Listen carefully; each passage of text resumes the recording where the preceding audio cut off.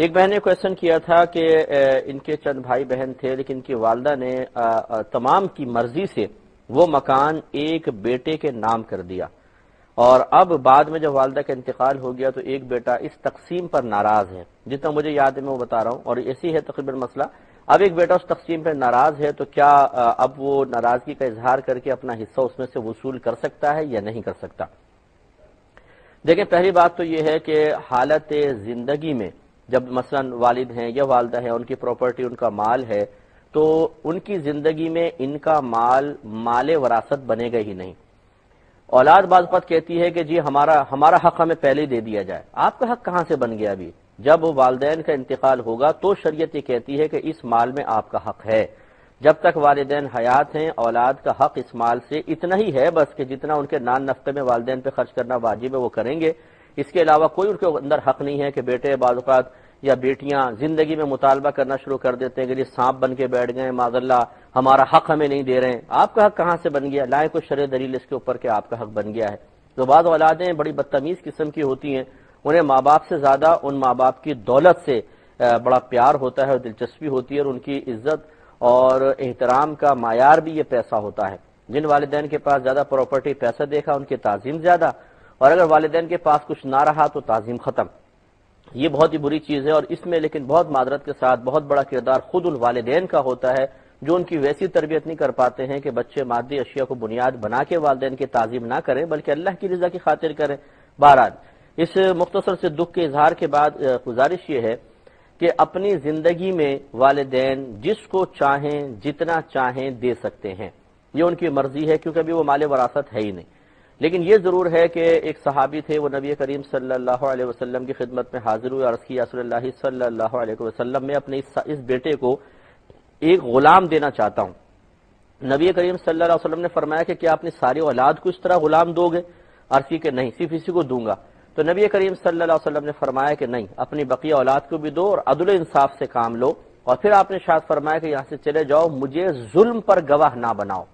اس کا مطلب یہ ہوا کہ ایک اولاد کو بہت کچھ دینا اور باقی سب کو محروم کر دینا، یہ ایک ظلم ہے، اور ظلم گناہ ہوتا ہے، ناجائز ہے۔ مطلب یہ کہ اس کو شریعت نے پسند نہیں کیا اور ایسا نہیں کرنا چاہیے۔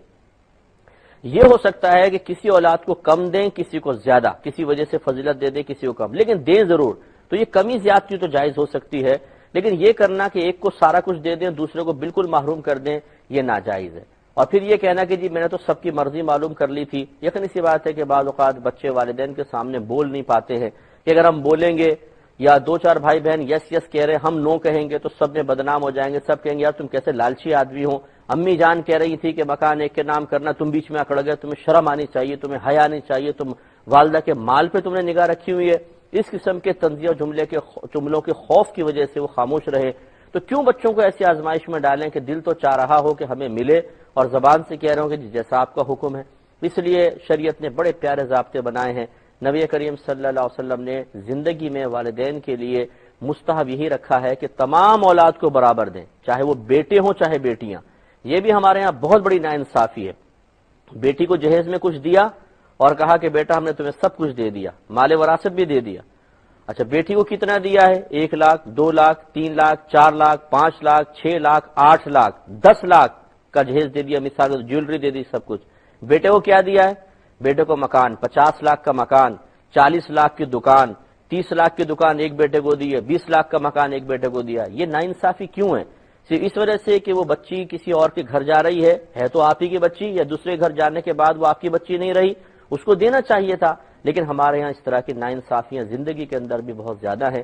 اب یہ سمجھ تو ہوتی نہیں ہم لوگوں کی، ہم مسلمان کہتے ہیں جی ہم بھی ماشاءاللہ مسلمان ہیں، جی ہاں دین ہم بھی تھوڑا بہت جانتے ہیں، تھوڑا بہت جانتے ہوتے تو قدم قدم پر دین کے تعلیمات کے خلاف اس طریقے سے اعمال نہ کرتے۔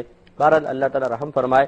تو اس لیے ایک تو آپ کی والدہ سے یہ مسٹیک ہوئی کہ انہوں نے اس طرح ایک کو سب کچھ دے دیا یا مکان دے دیا، باقی کو محروم رکھا، ایسا نہیں ہونا چاہیے تھا۔ لیکن جیسے ہم نے عرض کیا کہ شرعاً یہ بہرحال پھر بھی ہے تو جائز، اور جب زندگی میں والدہ بیٹے کے نام کر گئی، بیٹے کو قبضہ دے دیا، تو پھر یہ بیٹے کا ہو گیا۔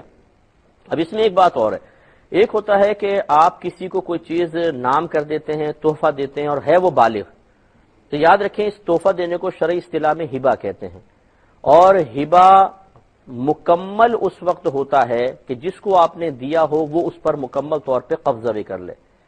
ہبہ کے مکمل ہونے کا مطلب یہ ہے کہ چیز آپ کی ملک سے نکل کر اس کے ملک میں چلے جائے۔ جیسے مثال کے طور پہ کوئی ایک میرا دوست ہو، بالغ ہے، میں کہوں یہ موبائل میں آپ کو تحفے میں دیتا ہوں، لیکن اس کو قبضے میں نہ دوں، خالی زبان سے میں نے کہا ہے، تو یہ اس کا مالک میں ہی رہوں گا، وہ نہیں رہے گا۔